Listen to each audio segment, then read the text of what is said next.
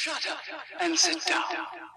Welcome to the Big Blue Offensive Podcast with Mike Trainer, Jay Jules, and John Depot.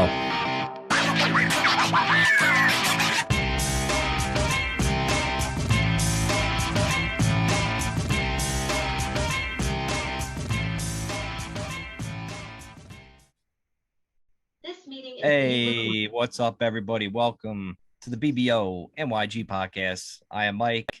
That is Jules. That is John. Jules, what topics we got going on this week? Well, listen, boys, training camp has officially started, right? And I don't know about you, but man, it just seems like this is getting so much more buzz than I've seen in past years. So that's definitely what we're going to talk about. You know, a couple of former players stopping in. Eli Manning was over at practice today. We got Fan Fest coming up on Friday. As usual, we got the Haters Club.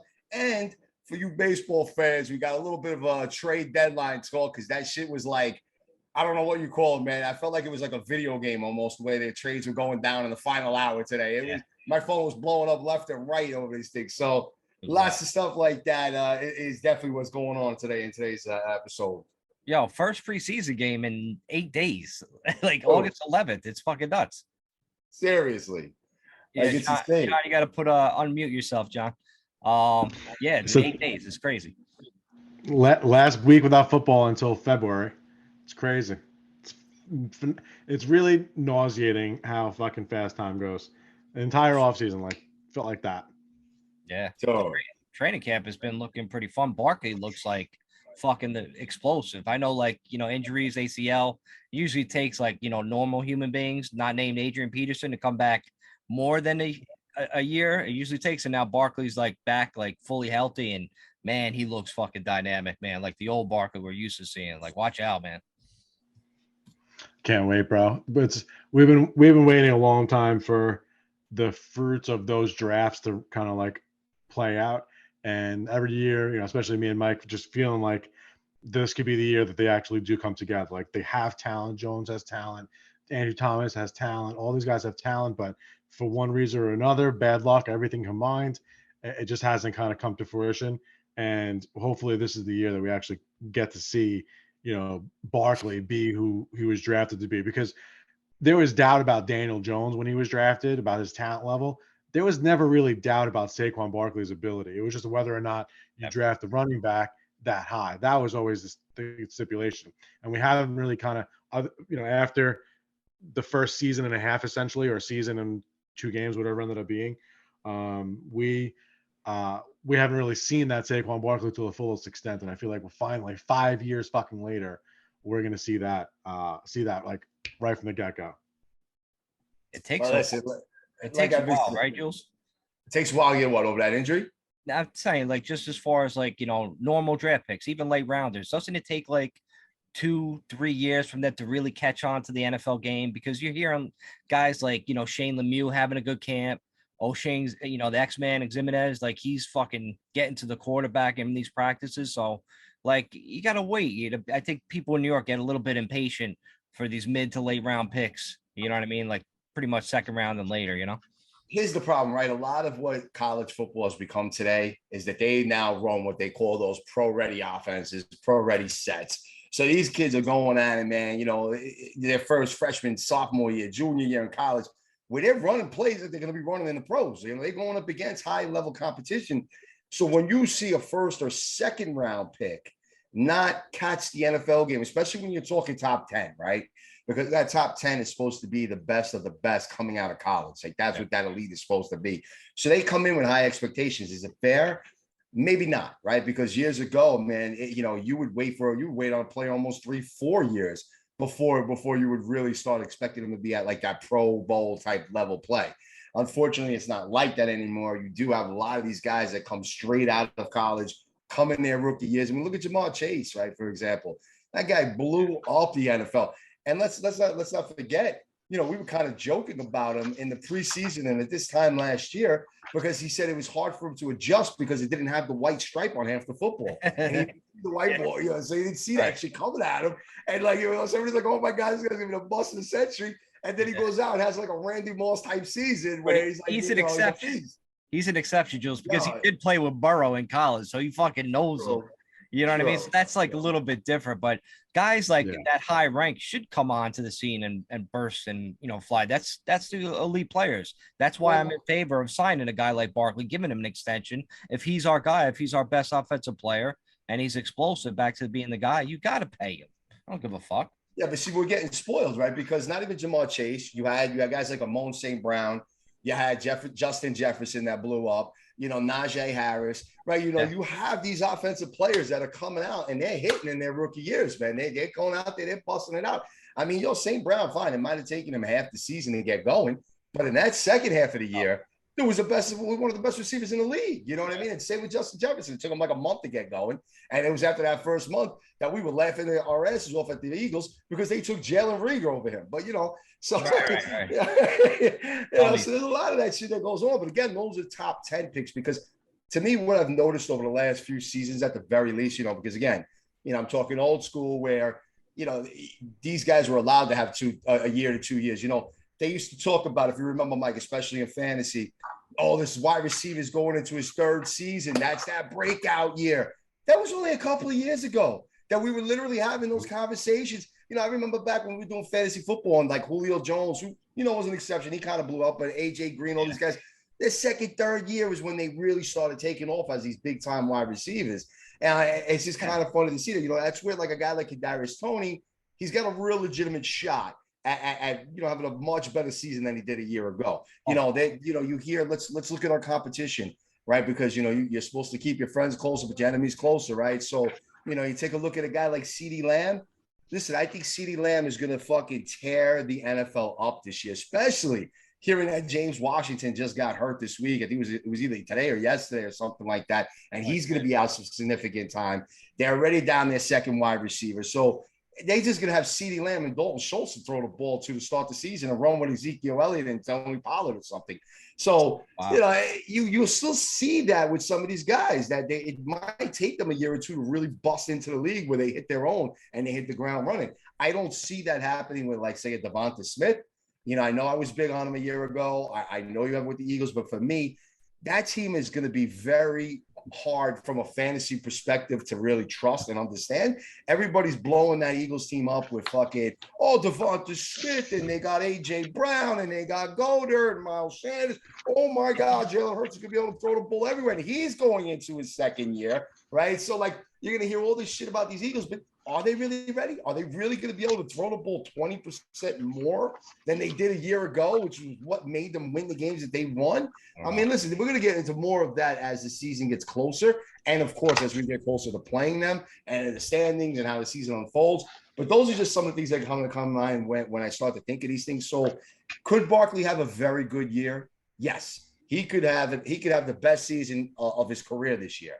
And even with that happening, unless he's really willing to, and hear me out, take what we would consider a hometown discount, right? So meaning that 8 to 10 he's million. going to make that a little bit above average salary as a running back, like the better running backs make, right? But he's not cracking top 5. He's not cracking it. He could stay with the Giants. But if he wants big money, he will not be a Giant next year. You can guarantee that. I've been saying that all year, book it to the end.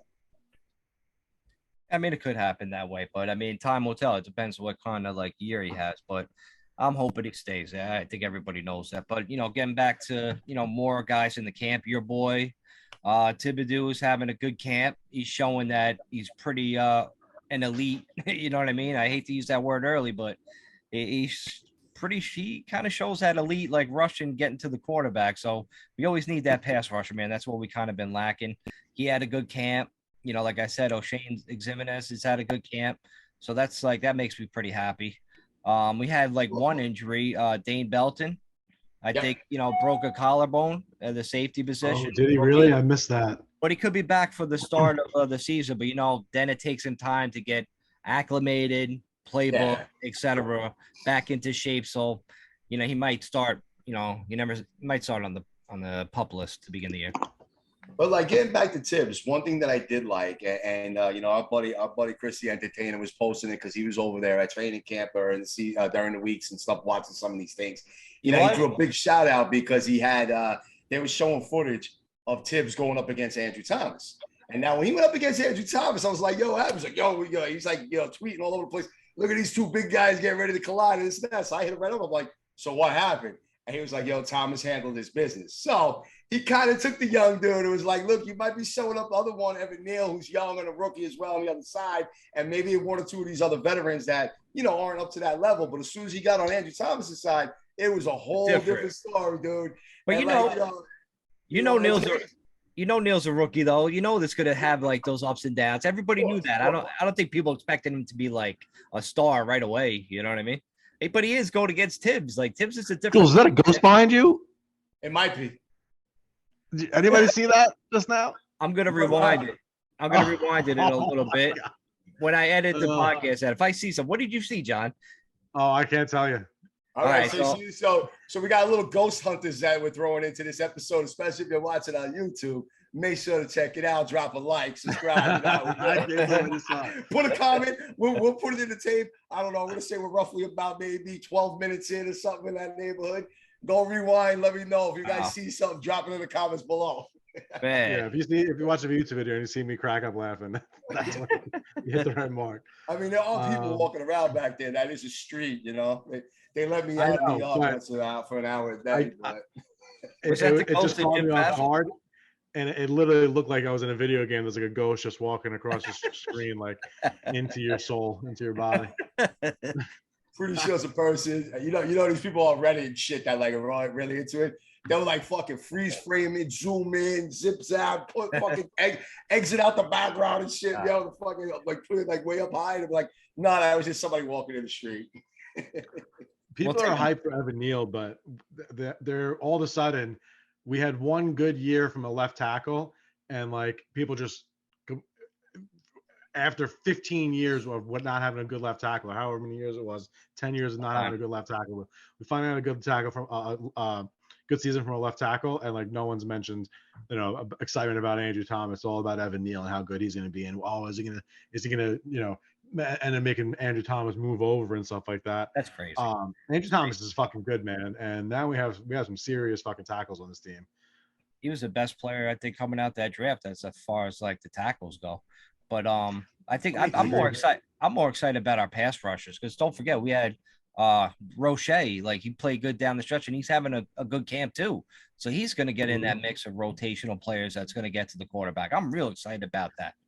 The Giants have guys to rush a quarterback. There's no question about it anymore. A couple of years ago it was, we don't have any pass rush at all. And now you got Kayvon Thibodeau, which people were saying for the last couple of years, he's, fucking blue chip gold fucking prospect for pass rusher. Azeez Ojulari, who was talked about among the best pass rushers in the class last year, ended up falling us by some miracle in the second round. And then he goes and breaks 100-year-old team's sack record for a rookie with 8.5 sacks or 8 sacks, whatever it was. Leonard Williams fucking is great in the middle. Dexter Lawrence is fucking good. Quincy Roche we got as a gift, basically, getting him off waivers. And we have some people to throw at you. Like, there's no question about it now. Just got to worry about like the secondary and stuff. Like I think we re-signed Andrew Adams. Remember? Yeah. We had Andrew Adams like a few years ago. So I think he's replacing Belton and whatever for this time around. So you got to kind of worry about, our corners. All right, we got a Dory Jackson. Like, what else do we have? Are we relying on these rookies? Jules, is it Halloween by you? Yeah. See another way. Yeah, I'm gonna make another video when we do it. Ready? Here goes a quick plug. The Mix It Up podcast. I'll make it a little darker in here, and I'll just have people walking around on the street, shit, really fuck around. Listen, I'm known for the backgrounds, right? So if you do follow loyally on YouTube, we thank you. But listen, it's a pool. I got a dog barking one time. I got lights going in the back like aliens. I just keep it real. I want to make sure people are paying attention when they're listening. A lot of stuff going on there. But I do say this about Evan Neal. His pass protection is where I think he's going to need to really like kind of get some work. And that's where he's going to have his bumps and bruises. Because if you did see him and you were talking about Barkley looking dynamic, there were a couple of plays that you saw him where he just busted up a hole, man. Like this dude could run block. I'll give him that. Like his run blocking is so far ahead of his pass blocking at the current state. it's incredible that once he does get that pass blocking down, that's gonna be a Tristan Wirfs type level right tackle for us. That's how good I think he could be. Because if you guys look on Twitter, YouTube, you might be able to find a few on YouTube, but definitely on Twitter, you'll see a couple plays where he just fucking opened up a hole that Mike. I think you and I could have ran through that shit and looked good for at least 3 yards, you know. And Barkley like busting it up into the back secondary. But that was the last thing I wanted to talk about Neil for a minute. But now moving to the defense. Look, there's one thing that can help out an inexperienced or a maybe lower grade secondary, and that's a great pass rush. So we literally do have this pass rush that is starting to look good, you know, on paper, and now it's starting to look good in training camp. You know, you've got Wink Martindale that likes to blitz and everything else. Like, you know, there's been reports of Xavier McKinney coming up and blitzing. Like, you're gonna see different types of sets, people coming at you from all different angles. You know, you can make a mistake as a quarterback when you're put in those kind of situations, and especially that there's a good stretch again this season when we play guys that aren't, you know, they're not gonna be top 10 quarterbacks. This is not. They're not running against those kind of offenses, and those are gonna be those type of games where they're gonna make up for maybe some of the lack of things that are going on in the secondary. However, Darnell Holmes has been looking really good at practice. He's got a few interceptions. I think I even tweeted out a joke. Right, he's had 3 interceptions already, and he took out a trash can. I don't know if you guys heard about that one. No. He took out a trash can? Good for him. Took out a trash can hard. No, apparently they were in practice. I think it was right before they were really doing the 11-on-11s or 9-on-9s. And they were simulating like defenses and offensive looks with trash cans. And apparently when he was in coverage, he ran into one and took that fucking thing out, nearly took himself out. But you know what? He recovered, got up, made an interception later that day. So, all right, hats off, baby. I mean, the Giants, He's a good ball player, man. Can't the Giants like afford anything else besides trash cans to use? Like, I mean, you know, they're using like I think that's our signature now. You know? Or they just use that as a, you know, Washington Redskin player or whatever. They're just calling them trash cans, but who the hell knows, man? I don't know what I'm talking about. I lost my train of thought. No, but we got some weapons on defense, and you have Wink Martindale has been in the league for how many years now? Defensive coordinator, a decade, something like that. Something like that. Maybe a lot. Well, he's been in the league a lot longer. Yeah, he's been. I don't mean, you know, I mean as far as, you know, the guy calling the plays and designing the defense for his team. He's been in the league for a while, and he's always been one of the top-rated defensive coordinators, and he's always been known to be like, you know, Madden-esque in the form of blitzes, just, you know, ridiculously. So that's the type of defense we're going to have. And if our offensive players can come together, and you have all these skill position players, you don't need to score 35 a game. You don't need to hold teams to fucking 14 points a game. You know, in practice, he was bringing the heat like every third down against the Giants offense. Like, he was bringing everybody. Everybody was fucking blitzing. It was nuts. Yeah, I don't know that that'll necessarily translate to the regular season. I think a lot of that has to do with giving the guys reps on defense, and also giving the offensive line reps, Daniel Jones reps. When you're faced with a situation like that where it is third down and the team is attacking you, they want them to have those reps as well. But I don't know that it's like, you know, their game planning per se the same way. Well, that's what they were doing yesterday. They said, like, you know, Daniel Jones, like, yesterday had a bad day. Everybody's like, oh, my God, like, they're panicking or whatever. Now, this morning or whatever, during today's practice, he lights it up. You know what I mean? It's like, and then even Coach Daboll's came out and said yesterday, I think he was talking to Pat Leonard or whatever, you know, because Pat Leonard asked a dumb question. He should be nominated in the Haters Club. But he said something like Dable said, like, well, sometimes when Jones throws a deep ball, I tell him to do it on purpose, no matter what the coverage is, just so he could get a look at how a defensive player responds to it. And he said he did that numerous times, like yesterday. So it's like people that are just watching the practice, not having that kind of input until after the fact, they think everything's like, you know, so like dramatic when it's really like not the case. Like, people gotta chill, you know? No, it's true. Yeah, and that was it was Pat Leonard. It was. And of course, Dave 100% said that. So yes, there's no reason to second guess yourself there by you 100% right, you know. And it's so true though. I mean, look, this is why it's practice, because they're doing situational work, right? So they were putting Daniel Jones on Monday, and again, like you said, it wasn't until after practice that we actually got some feedback. but they were putting him in situations where they were in third and long, because apparently, and listen, not apparently, but just to say it, got thrown out there, that was his weakness. Let's face it. He did not convert very well at third and long over the past few seasons. And look, I'm not trying to say that it didn't have to do with personnel and injuries and all this type of shit, because I'm sure that had something to do with it, of course.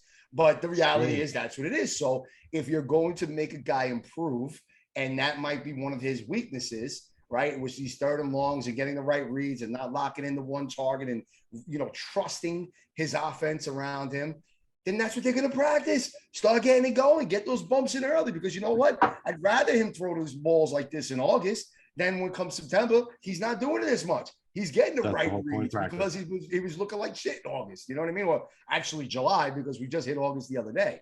So like that's what people have to keep in mind. And, one of the things I'm just going to kind of, add to that is because this is where I'm going to kind of say it. And I hope Giants fans are prepared for this, because this is going to affect us both offensively and defensively. Everybody's been crying for the last 3 years or so. Oh my God, we're so conservative on offense. We run an offense like it's, oh my God, 1985, and oh my God, so boring. And we're gonna get with the times and fire Jason Garrett. Bro, I heard that shit till I was bleeding out of my ears, right? And then I personally kind of criticized Pat Grant for doing the same kind of shit, that he would never blitz. He was always kind of just playing back, and he was trying to mix up these coverages, and it was very conservative in a way. Well, listen here, Giants fans, and this is going to come out from me, and I'm going to put it out there. This is not going to be that team. You're going to have to accept that there's going to be games where Daniel Jones might throw 3 interceptions, but we're going to be slinging it that day. And that means he threw 55 fucking passes that game. And there's going to be times where we get beat deep, or we get beat on a 3rd and 14 or a 3rd and 8 or something, because we're fucking bringing the heat and we're coming at it, and they get to play that bust, that blitz, So there's going to be a lot of that, but then there's going to be a lot of those games where all those kind of risk and that wild play is going to look fantastic, because we're coming in with a blitz and we're getting a big fucking sack on 3rd and 4. And we're throwing a big pass on 3rd and 8 for like a 70-yard bomb, So all those kind of things are going to develop. So you got to take the good with the bad. It's going to be a little bit of growing pains this season, but there's going to be a lot of that kind of explosive play that, listen, when it's a little loosey-goosey at times, it might come back and bite you in the ass. But I'd rather see that shit than what we saw the last couple of years.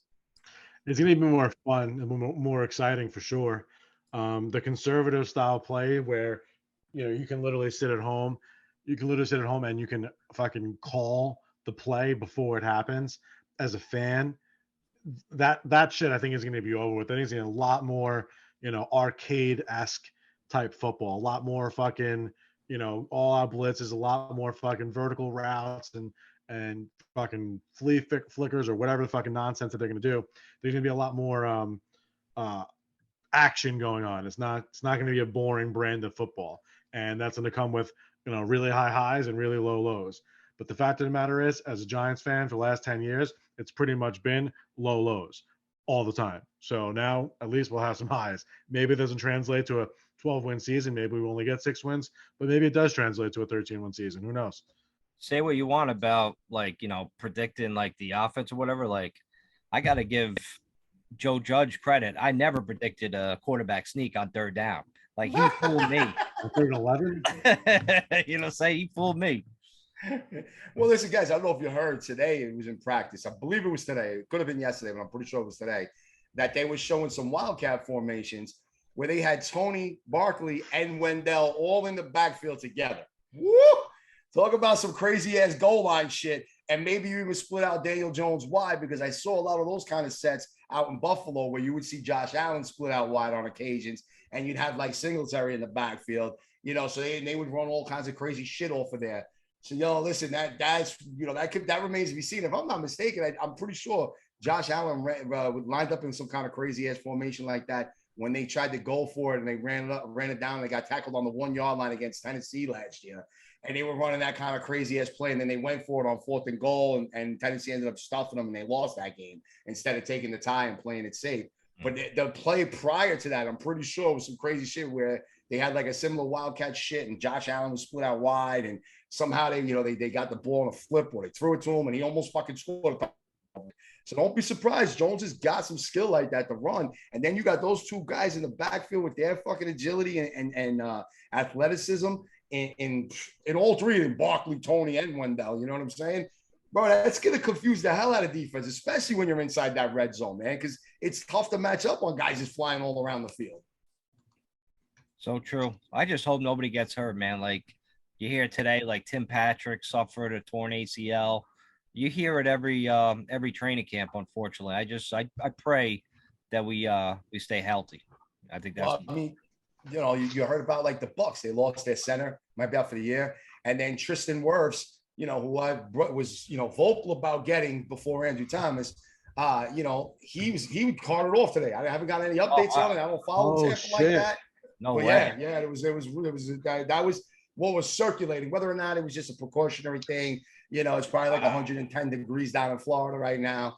But I thought it was a I didn't follow up on it. Yeah, yet, we don't know. But you have heard shit like that, Patrick. Like you were just saying, Tom Brady's gonna retire again.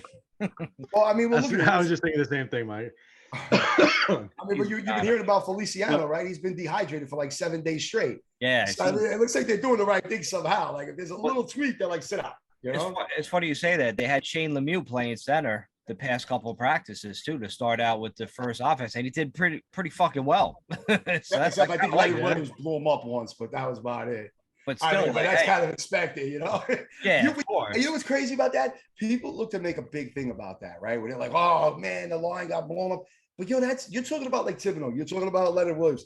That's supposed to be our playmakers on D. Right. You want to see them getting in there occasionally and making a fucking play. That feels good about the defense. Like for real, man.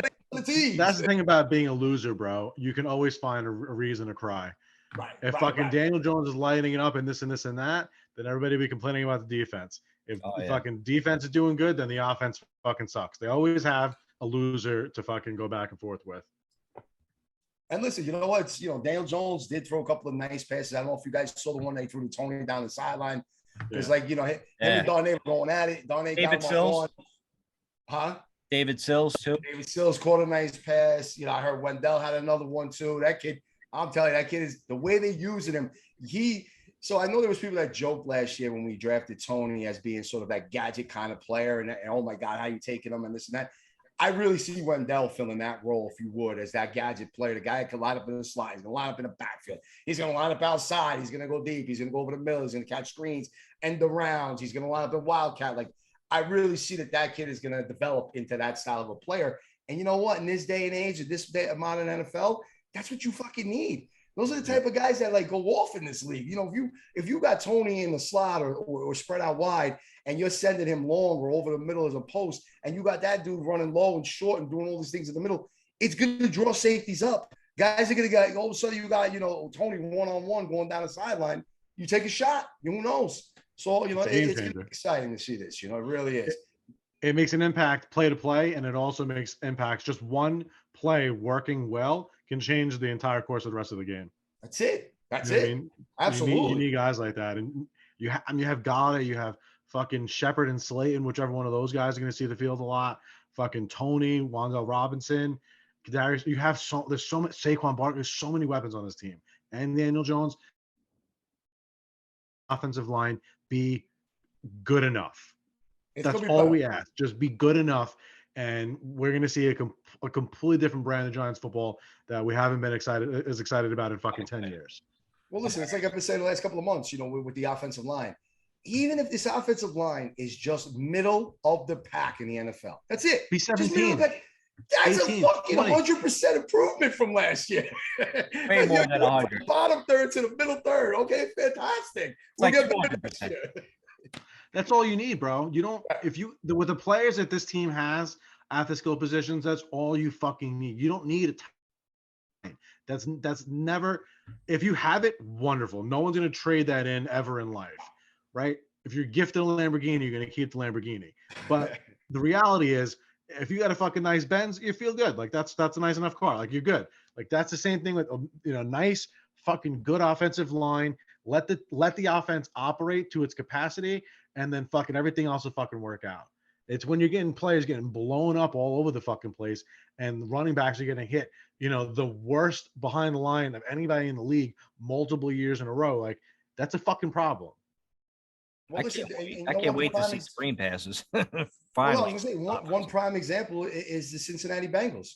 You know, one of the knocks when they took Jamar Chase last year in the draft was that, oh my God, they didn't do anything to improve the line. And then they did. They got little pieces here and there, signings. They took guys later in the draft, and that line got better. Was it top 10? No. Cincinnati don't have a top 10 offensive line, but it's way better than it was 2 seasons ago, and they ended up in a Super Bowl. So, like you know, exactly what you were saying, John. Like, you don't need that top 5 offensive line to win a championship. You just don't. And they weren't. They gave up a ton of sacks last year. Sure. Obviously, having a really young quarterback doesn't help the situation.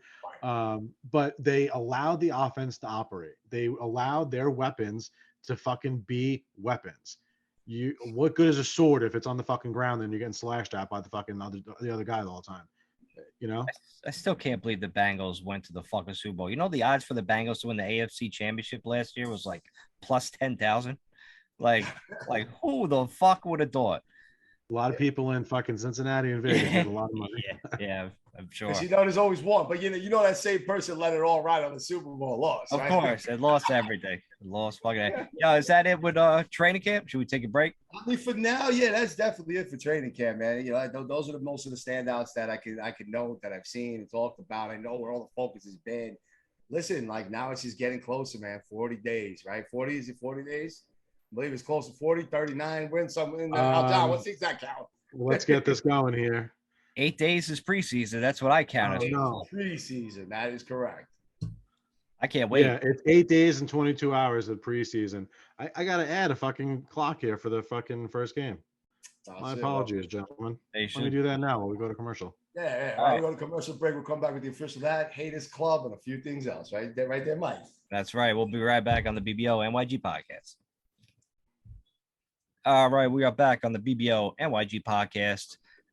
Guys, we got to talk a little bit around the league, what's going on. I know Deshaun Watson got 6 games. I'm sure everybody's happy about that news. I think everybody just blew up like 6 games. That's it. I'm like, I don't know. Like, I don't know what the fair thing is. Like, does it really matter? Like, he still was a creep. Like, does it matter? Like, how many games it really is? I mean, but here's the thing, right? Like, at the end of the day, there is no criminal charges actually being prosecuted against him, right? Correct. That's it. Right. So they dropped, right? So it is what it is. Whether or not he had to fucking give these women boatloads of money, whether or not because he became like one of the highest paid players in the NFL, that like probably 25% of that salary has now been donated to women and all this type of charities and all the women that were involved. I don't fucking know.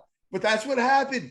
There is not one person that's sitting on Oprah or sitting on 2020 and giving a speech about how they were like, they were, mortally fucking like, they can't work, they can't function anymore, from these things that apparently Deshaun Watson did. None of that's happened.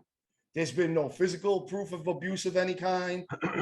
So listen, I don't know what he was doing, but apparently it couldn't have been that crazy.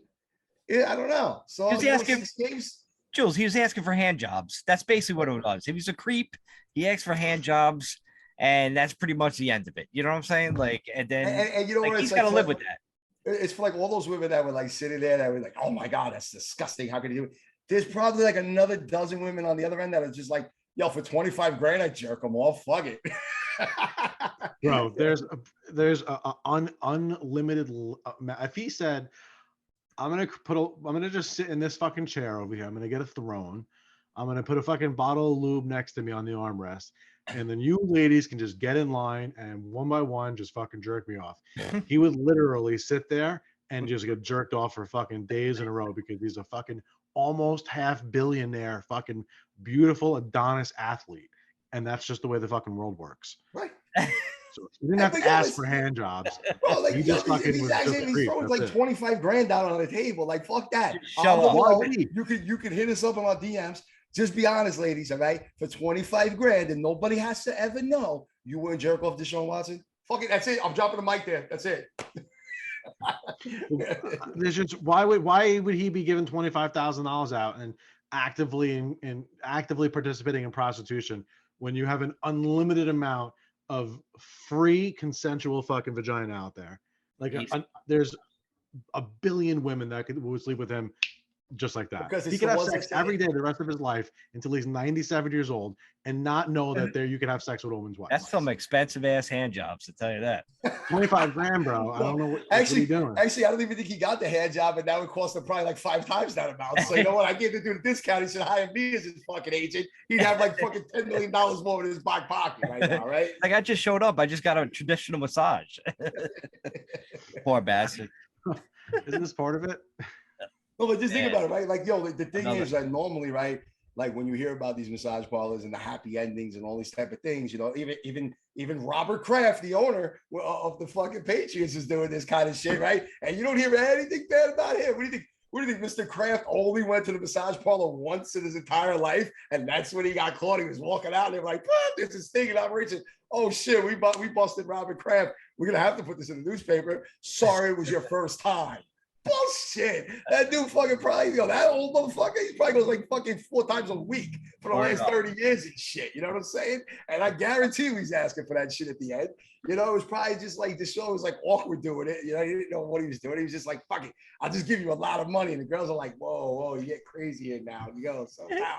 Am I on camera? Like, what's going on here? Jules, they said Deshaun Watson approached like 66 women asking for massage in the past year. Like 66. You know what it is? Like at least Robert Kraft went to these places that were like that was happy ending. Yeah. I think Deshaun Watson was just like going up to women at the bar. That's how he got off. Yo, can I buy you a drink? You want to come upstairs to my room and massage me for like 10 grand? And then I need a happy ending. The girl's like, what the fuck is this? Get out of here, you freak. Right. Yeah, get out of here, you weirdo. Are you sure you're Deshaun Watson? I don't even know who the fuck that is. I don't watch football. I don't know, man. I don't know. I kind of feel for him, man, in a way, man. I know people are dogging him and giving him shit. But I don't know. Big time, dude. Listen, I don't think he Harvey Weinsteined any of these women. All right. That's what I'm saying. Yeah. I'm putting that out there. I can't put him in the same level there. He's not Bill Cosby. He's not Harvey Weinstein. He's not that. Like, I get it. You know, the way everything is with social media. I mean, look, you guys heard about what happened with Beyonce with her song and all this kind of shit. Spaz. Like, she had to go in for saying spaz. I'm like, how is that even fucking offensive? Spaz. Don't have a spasm. That's what the fuck that thing's short for. It ain't about fucking offensive to anybody. Wait. Don't offend the spazzes. Don't offend the spazzes. Oh my god. Wait a second. Like seriously. Beyonce is getting shit for saying spaz in one of her songs. Yep. Yeah. Every single fucking word of that sentence is ridiculous. right. And it really is. Of all people on earth, you think a fucking powerful, maybe one of the most powerful black women that's ever existed in the human fucking race. Beyond. Right? Oprah took that title down years ago, right? No. Right? So like, if you were to say like the 100 most powerful black women in America in the history of the human race, Beyonce is probably somewhere on that list, if not maybe in the top 20 ever in existence. She's a fucking billionaire with maybe 4 billion living fans. Well, she got she that is Jay-Z a money, goddess, essentially. And she's fucking black, and she stands up for all those fucking woke movements. And because she says spaz, what about the fucking N-word she says all the time? Isn't that more offensive than fucking spaz that every human that speaks English has said when they were fucking 7 years old? No, because she's allowed to say that word. If you're an actual spaz, you're allowed to say spaz about yourself. You spaz. Yo, that's the title of the episode, by the way. You spaz. I was just saying, so like that's why, like, I think it sums up. It's like, yo, just give people a break these days. Look, unless you're really hurting someone, or you're cyberbullying someone, or you're really shaming them, you're going out of your way, you troll them, unless you're really, really hurting someone, hurting them, an individual, and centering that individual. Let it fucking go, man. Like, enough already with this shit. I'm gonna say spaz on this shit. Stop being a bunch of faggots. Spaz. Stop being a faggot. How about that? Right. I'm gonna change the handle to Jill Spaz NYC. I went to see Joe Rogan fucking a couple months back, it was in June when he was in Atlantic City, and he was doing a bit and something about trying to avoid saying the word faggot, and he wouldn't say it during the joke. And then everybody in the crowd's like, say it, say it, say it, say it. And he's like, I know what the fuck I'm doing. So like 25 minutes later, at the end of the end, like his last final joke, he was talking about fucking a guy. If a guy were ever to fucking like harm one of his daughters, like rape them, molest them, whatever it is, he's like, I would fucking shoot them and continuously shoot them one bullet a day until I fucking shoot them into the ground. I'd go back every single day until there was nothing fucking left, just a fucking pile of lead, and just say, how do you like that, faggot? Like that. It was one of the funniest uses of the word faggot I've ever seen in my entire life.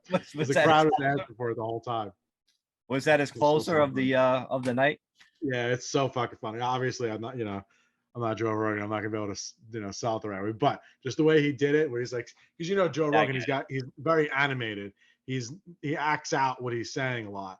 So he's like crouched like a gargoyle, standing over, like pretending to stand over a fucking hole and just shooting and shooting.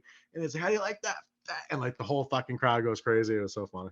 I love his fucking podcast. Also, we don't mean any offense to anybody who's gay. The word faggot, and from where we're from, it doesn't necessarily mean fucking gay. It just means like it never did. Just like never did at all. Never did. Somebody gross that you fucking hate. Like, I'm sorry that the word means the same thing. It also means a bag of sticks.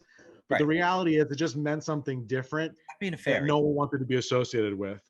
And fucking, it had nothing to do with being fucking gay. That was never like anybody's intention like that. Call people cocksucker, that's probably a little more on the nose, but that's a whole different story. Bingo, right on the fucking point there, man. Yeah, but getting back to like Deshaun Watson before, like Jules, you're right. Like, he never got any charge. He never raped anybody. This dude came at me. He should be in the haters club, because I kind of defended Watson, but not I'm like 6 games, whatever, man. But like, where's the criminal charges? And this guy came at me saying, "Oh, you don't think rape is should be charged?" I'm like, he never raped anybody, you fucking moron. And his name was, I'll throw him in the fucking thing right now. His name is Gritty's Left Nut, at Gritty's Left Nut. That's the guy that came after me. You fucking. And he's talking about rape, and he's talking about left nuts and shit. Like, really, dude? You don't find that offensive? Yo, that's more offensive than anything. You're right, but he obviously hasn't read the thing. He's just coming after me, being a dick. He called me a crypto boy or whatever. I'm like, shut up, you faggot. You're a faggot. Like you're crypto, you know what I'm saying? Fucking faggot. Yeah, there's no way YouTube is letting this video stay up. Once or twice they might let you get away with. But this might be the most word used fucking video in the last 7 years. You have a lot of editing to do later. Yeah, I know. I'm gonna see it fucking bleeps out and shit. Fucking just later. leave a couple in there and see if they let it fly. No, you're gonna hear it. You're gonna hear it. It's gonna be a bleep. I'm not gonna take the word out. It's gonna be a bleep over it, but you'll still hear the word. That's what I did last week and shit. I do it on purpose. You know what I'm saying? Like, fuck that. Funny. But yo, more around the NFL news is Miami Dolphins. They lost a bunch of draft picks next season for just, I guess, for Tom Brady talking to the owner about going there. Meanwhile, Tom Brady don't get shit.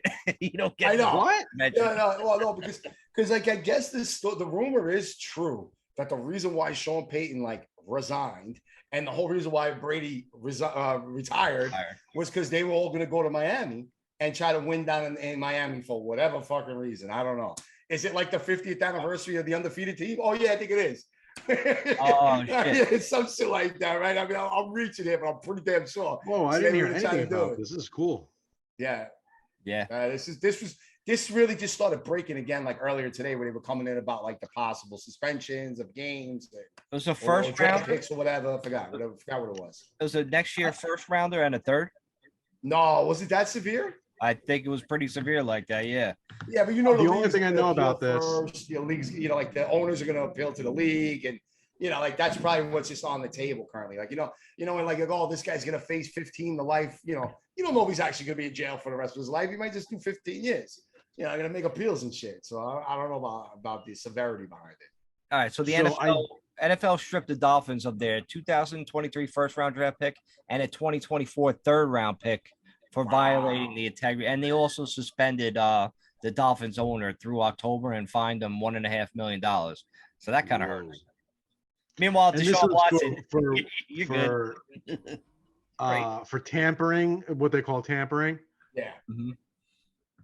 I wonder if that's just a cover because they actually did find out that the Dolphins were actively throwing games, but in an effort to not damage the integrity of the shield, they just said, all right, we're going to just say it was this Tom Brady bullshit, put that rumor out there, but you still got to pay the fucking piper for but if they're tossing talking games about 2 the years ago. tampering thing, doesn't that damage Coach Payton?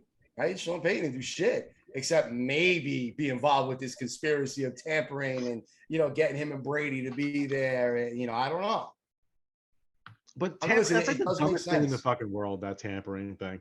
Like, you're telling me the community of NFL players are not allowed to talk about the NFL and future moves during a given period of time? It doesn't even make any fucking sense. Well, listen, all you know is you got a new coach down there. You got Tyreek Hill and a hell of a lot of distractions this year in Miami. So with New England being a little better than they were a year prior, Buffalo should win that division, and the Jets getting better. I wouldn't want to be on the Dolphins this year. Sorry, Tyreek Hill. You're not going to be on my fucking fantasy team. I don't give a shit what these motherfuckers are saying. For real. You have to throw him off the ball, even if he is. Welcome all you ignorant ass bitches, critics, complainers, disgruntled rappers, and racists especially, to the 9th annual International Player Haters Ball. Oh man, hate.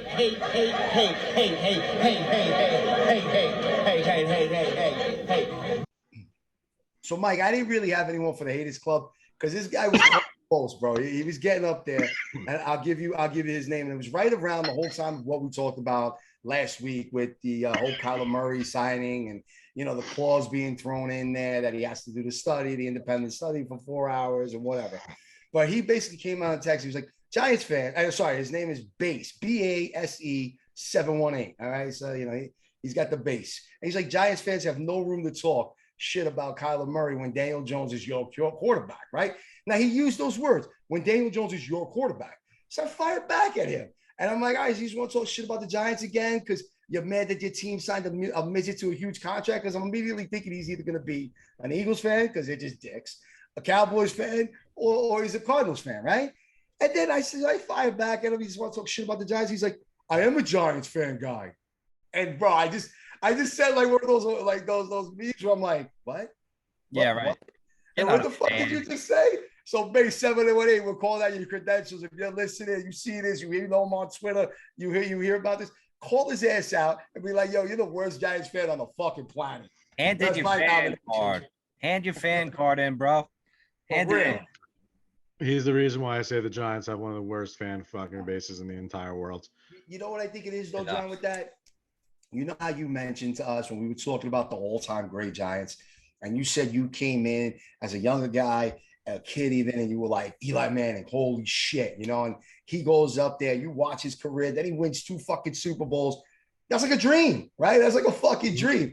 And you know what? You think you're the only kid, dude that had that same sort of experience? Of course not. But then there's these other guys, right? That went through the same kind of experience, but they weren't really true fans. They weren't football fans. They got caught up in the mist because they were probably boys with you, John, or something, right? No offense to your boys, but they knew you, right? They were just like, yeah, man, it's so cool to be a Giants fan. Woo, we win the Super Bowl. You like Manning. And now we suck, and now you got to deal with the bad years. And they're like, yo, this is whack, dude. I'm not a Giants fan. Fuck this team. I don't know shit. Like, oh, no loyalty, bro. I hate on them.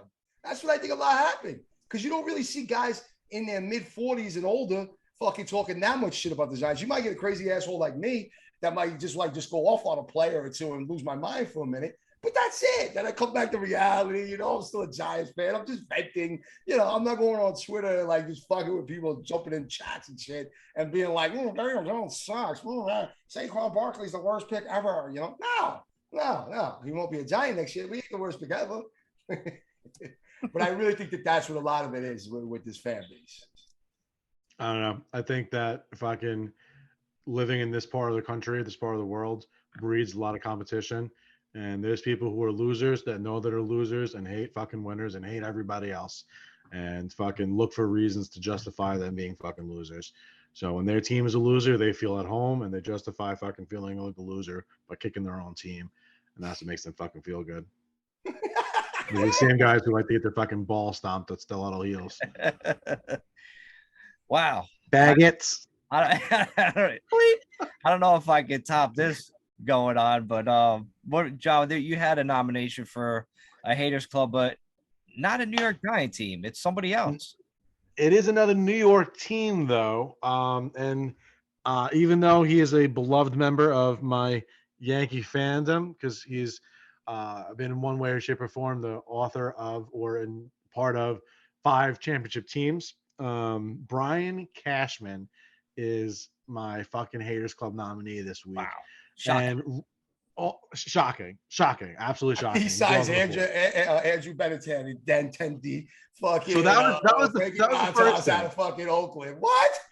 He crushed it. He crushed his deadline. We're getting A pluses for even me, from the haters at PFF. For me,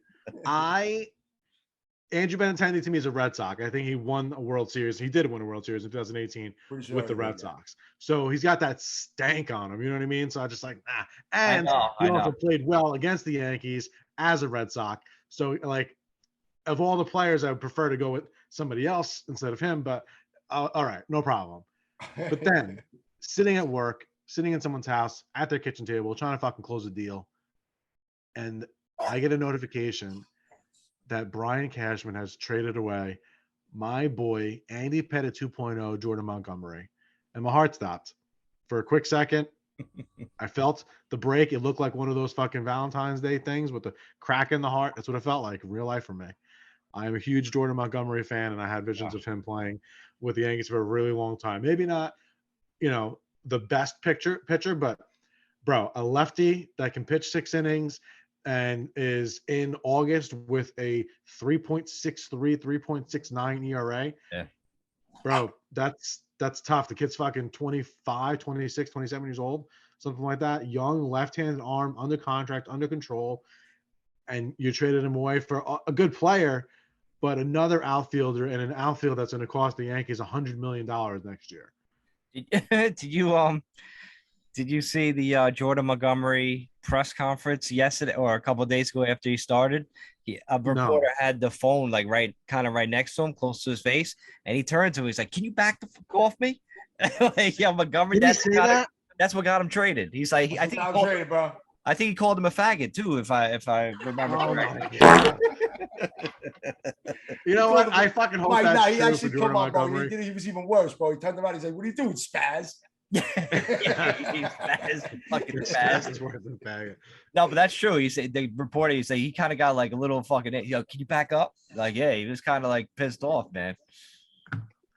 I got to find this video. I respect him so much more now. And Brian Cashman, I don't know how you trade away that guy, man.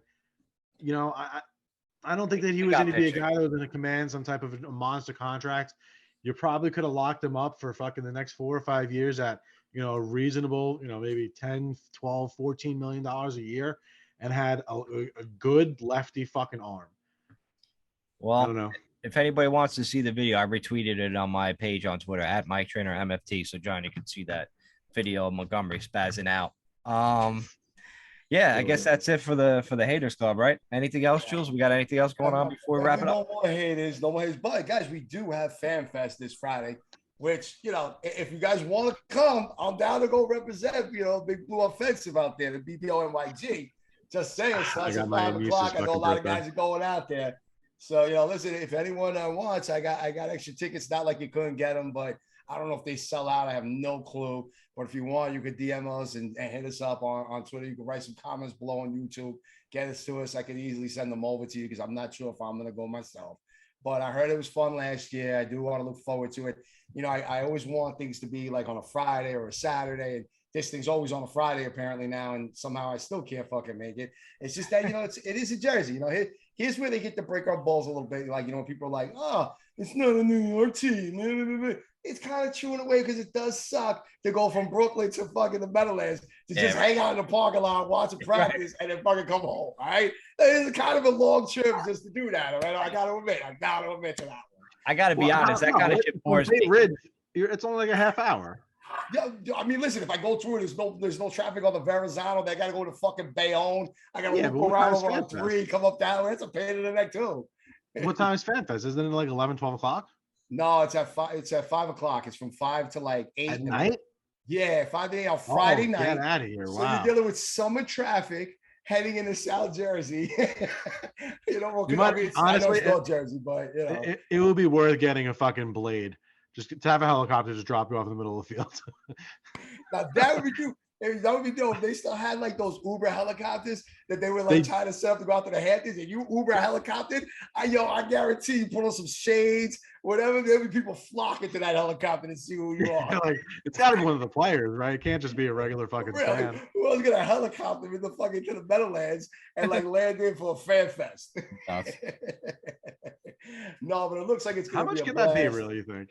I wish I was closer. Look, if anybody lives in the Brooklyn area, I will meet you in Brooklyn if you're heading out there. I will jump in if you want a crazy motherfucker in the backseat of your car. I'll definitely be drinking if you're driving. That's all I gotta say, right? But I think that wraps up this fucking episode for us, fellas. Yo, what do we got, John? What's the official countdown to the season now? The countdown as of this very second. Titans in Tennessee. While John is looking up the 39 time, days. 39 days. 19 hours, 43 minutes. Exactly right this second. And if 39 days. It's bro, that's less time than fucking 40 Lent. days. What's Lent? I think people, I know people that sleep longer than 39 days. Fair. Like the way July went this year, if August goes that fast, we'll be at week 4 by the time August is over. Bro, that's what's gonna happen, man. Before you know it, will be. I mean, what? It's 8 days to preseason game 1. It's crazy. So next Thursday. That's wild. That's Wow. wild. And Bro, that's you're right, fucking Mike. wild, With the bro. fantasy drafts, dude, I have like fantasy. I call it everything. fantasy week. Fuck fantasy draft. I got like fantasy week because it literally starts like the 29th, the week before. Right, and then, right. like the Friday is one of my bigger ones. Then I It's do hell like week. on a Sunday. Then I just go that entire week to fucking Labor Day weekend. It's And then I hell- might like sprinkle one on after Labor Day and I'm done. You know what I'm saying? Cool. And like, you're right. Like once that comes, like I had to like double check my calendar this week because I'm like, wait a minute. I got to make sure I'm not planning anything because I got fantasy week coming up at the end of the week. Then it's Labor Day and then the season starts. Cool. I got like 3 weeks. I got like 2.5 weeks left in the summer. That's it. Summer's That's it. over. And then the bills come in for all the pools and the fantasy things. Like I got a pool. Like I don't know if anybody wants to split me. If you guys do, or if any listeners want to split me, there's a Monday night rollover pool, and it's $1,800 for the year. So if you want to split, it'd be $900 each, and it's each final game, and it's $4,500, and it rolls over. A lot of times that shit gets up to fucking way past 20 grand, and then somebody hits. Like it's a nice fucking pool, man. So how does it work though? What are the rules behind this? Just like Super Bowl boxing, the final score. So only like half the box gets filled. So a lot of times each week when if an empty box like hits, nobody actual hits, that 4,500 goes into next week. It becomes 9,000 and so on and so forth. So it's a pretty nice fucking pool to be in, but it's $1,800. Wait, once you go for the 1,800, you're set for the season. I mean, listen, if you hit a box for 4,500, you're set. You know what I mean? No, I didn't mean it like that. I meant For the like, whole year, It's $1,800. like $1,000. It's like $1,000 a week. In other words, you got $100 a pool. entire season. $1,000 a week. $100 a game, $1,000 a week. That's crazy. $100 a game. 1,800. Sorry. My number's wrong. I added a zero. Sorry. Yeah, $100 a game is pretty. $100 a week. There's 18 Monday night games this year, so Listen, I might jump into like one. Like I just jump in for 1 week. I'm like, yo, there's $100. Mike, let me jump. doesn't work that way, Jules. It does not work that way. But besides that, Dexter Lawrence came out. He shouted out that the Giants can make the playoffs this year.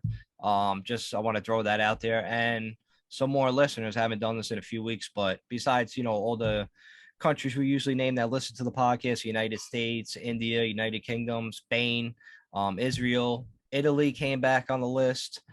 North Macedonia came on the list, and Haiti came on the list. So whoever's listening to fucking Haiti, shout out to you, man. Thanks for listening. See that, John? You got to keep shouting out the Italians over there, the Paisanos. You can't really get down on Banditti because that's it. Oh wait, I'm missing another country. The country of faggots, North faggots. Oh, Like that that. will probably not make the San podcast. So Francisco. that's definitely getting bleeped out. But anyway, fellas, we're wrapping up Yep. this week. We'll be another week into training camp. More news to talk about. Things are getting closer. We'll throw in a couple of fantasy football segments because I'm going to bring that hard this year because I'm in like way too many fucking leagues. but definitely, and I'm getting the shit talking. Like, you guys want to talk about haters? Like, there's a reason why I can't drop hater clubs, because I'm talking so much shit about fantasy right now that I can't even focus on the haters that are hating on the Giants straight. So there's gonna be a lot of that going on this shit too. So stay tuned, keep listening, hit the like button, subscribe, and we'll see you guys next week. Peace. Hey.